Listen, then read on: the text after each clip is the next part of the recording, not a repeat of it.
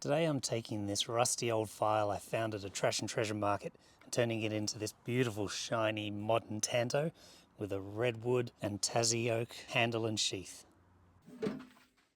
I always keep this box of old steel, old saw blades. Whenever I go to a trash and treasure market I usually pick up old files and things like that.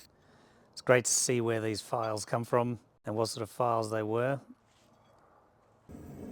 And then you got to get this thing heated up and start banging on the point. Start of almost any knife is forging the point. The difference with the Tanto though is that the point is inverse to usual. The sweep up is along the cutting edge, not going down from the spine towards the cutting edge, and so the spine is flat all the way from the handle to the point. And so this is actually forging upside down for a normal knife maker. As you can see, forging is just a process of shaping the part that you want and then going back and fixing the part that you've just messed up.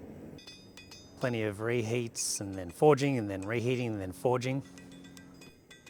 And once I'm happy with the tip, we got to move on to the tang. The tang is the bit of steel that runs up through the handle and joins obviously the blade to the handle itself. A lot of removing of forge scale. If you don't remove it as you're going, it can become a bit embedded and it's annoying to grind out. Once the tang is done, then we need to work on the tapers. So working from where the handle is all the way down to the point, we need to taper the steel so that it starts thick at the handle and is nice and thin at the end. We call it a distal taper. A lot of Tantos don't necessarily have much of a distal taper, but I'm putting one on this one because I like them. Sometimes when you're using old steel, you get problems. This was a weird one. I didn't even hit it, but I must have introduced this crack as I was forging and that damn thing just broke. I won't bore you with making all of that again, but I just made another one and here we are, picking up from where I left off. This one was a little bit smaller, the file I had wasn't quite as big, but it's a nice size anyway.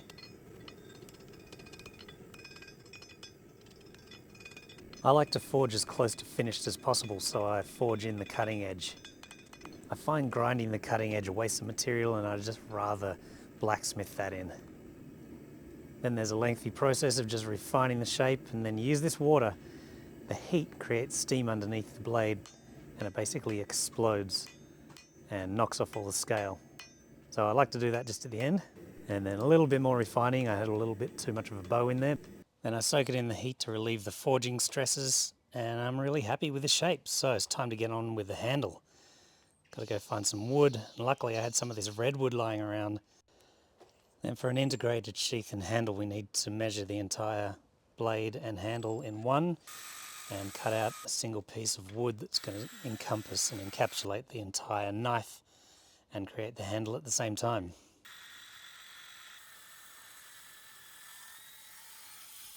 More scavenging for some wood. I wanted to create a nice feature line running down the center of the handle and the sheath, and I had a few pieces in the garage which would do just perfectly. And now we have to split this piece of wood down the center, so I'm marking as accurately as I can down the center, and then taking that over to the bandsaw. And this is a steel bandsaw, so it takes a long time to get through, but eventually we have two pieces. Cutting on the bandsaw is incredibly inaccurate, so I then have to sand down the surfaces, get them all nice, and get that under the planer. Just a little tip, if you need to hold your wood down, often with clamps a planer gets stuck, but what I do is I drill a hole in the end of the wood and I screw that down onto my work surface. Because these two pieces are going to be mated up together, they need to be perfectly flat. So get out your sander and go through the grits, probably just up to about 80. Now that the blade's cooled down, we descale and refine it.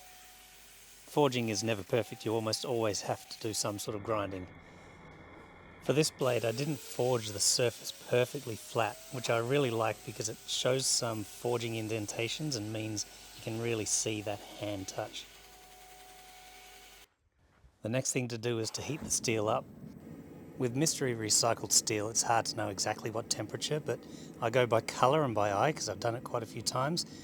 You quench it in the oil so it cools down really quickly, and that locks the carbon atoms inside the lattice structure. It's very scientific, but it makes the steel super, super strong. And if you get a glassy sound when you run a file, then the hardening's worked. Now I've got to refine the bolster so that when I attach the handle, the steel and the wood butt up perfectly together. Usually you wouldn't harden this part of the blade, but I accidentally did, so it's very, very tough. But I've got these diamond files which really work a treat. Now I've got to cut out the slot where the knife will go into the sheath. So once I've stenciled it out, it's time to cut out the shape perfectly from this piece of wood.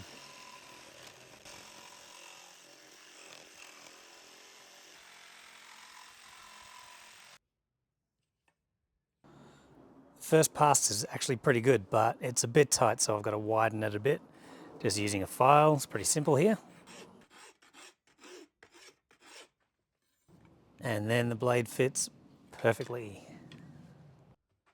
So now it's time to glue the bits of wood together so that we can create the sheath section of this knife.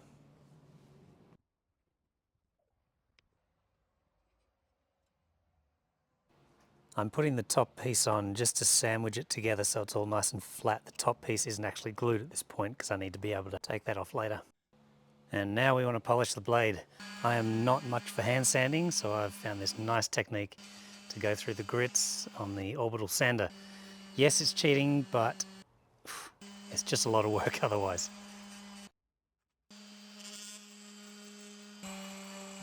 And even using the power tools, geez, it takes a long time. I go through so many discs. I got these new buffing wheels, which is exciting. They come color coded for fine, some finer, and then some real finer polish. And this is the part where you really start to see the shine come out. Sanding and buffing is basically a process of scratching the surface and then scratching with a finer surface to remove the big scratches and just working your way down. So even at this buffing level, you're still scratching the surface just with finer and finer scratches.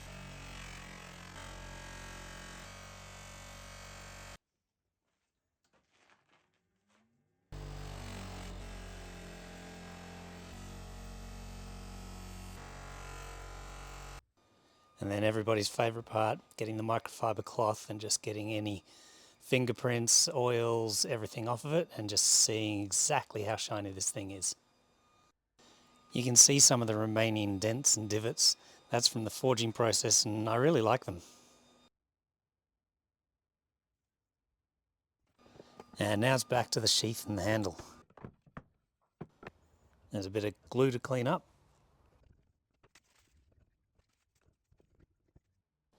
And now before I glue on the outside surface, I've got to make sure I'm transferring where the handle joint is to the outside so that when I'm cutting it, I know exactly where to cut.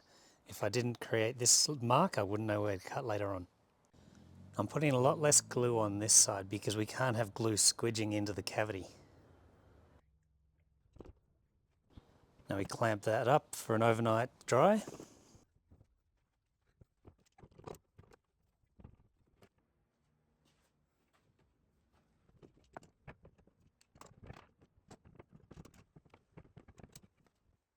And although I carefully marked and measured this line, it's always a nerve-wracking moment doing this cut, because if you cut too deep or too shallow, you've stuffed everything up.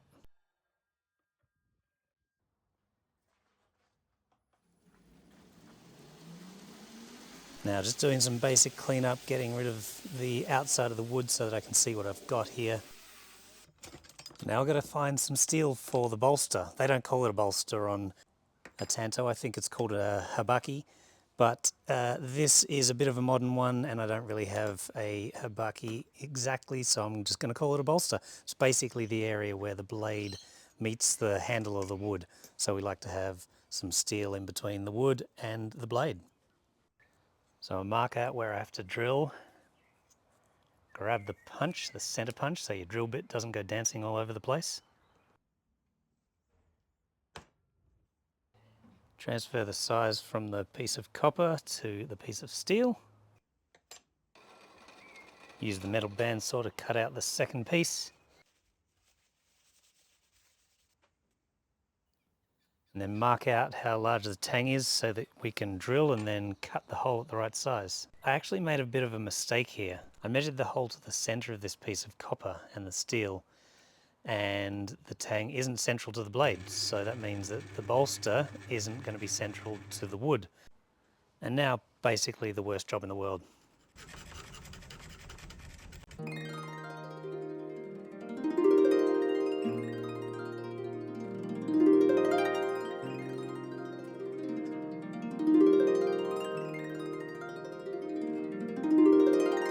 One step that I actually forgot to video was tempering the blade. You put the blade in the oven at 200 degrees and it makes it go this bronze colour.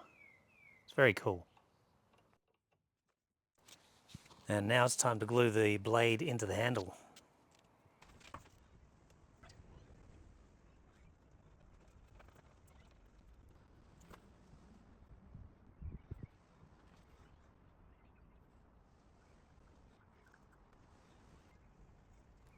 So you can see how the metal doesn't line up with the wood, which is what I was talking about earlier. It's not a problem because it'll all be ground away, but it's a bit annoying.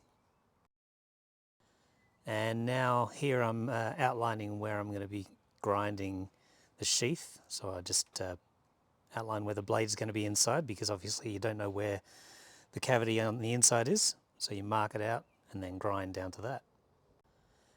Cut the large pieces off so that you're not grinding too much wood away.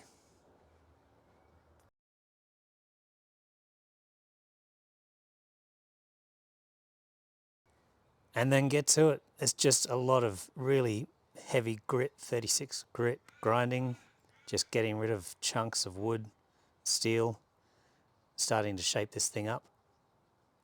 Then working down to finer grits as you get down closer to the final shape that you want. And then working at the top so it's nice and soft, that really fine grit. And just getting everything nice and polished up. And here's one of the benefits of an outdoor workshop. Just finishing the sanding with a little bit of hand sand.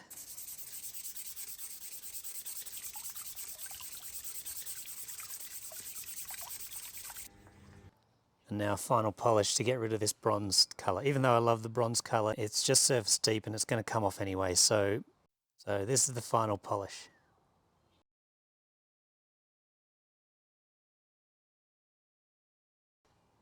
Then getting a bit of beeswax on the handle and the sheath helps to make it look beautiful and protect it at the same time. This beeswax goes on really easily, and then you just leave it and it soaks into the wood and protects the wood for a long time. You've got to reapply reasonably often, but it's completely fine and it's just a really nice, easy surface to work with.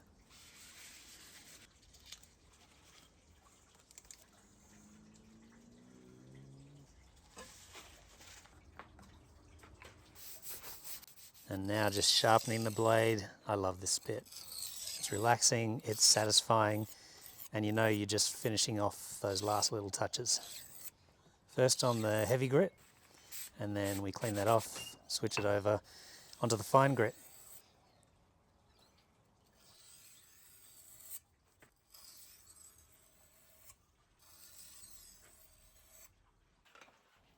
Yeah, it's dirty work. And here it is. Super happy with this blade. It's so shiny. I'm loving the handle and the bolster together. The dual wood tone feature. And the sheath just fits beautifully together. The obligatory paper cut test, and yep, that's sharp. And that is how we turn a rusty old file into a modern Tanto in a backyard workshop. Please subscribe if you've enjoyed this video, and if you've got any other builds you'd like to see, please comment.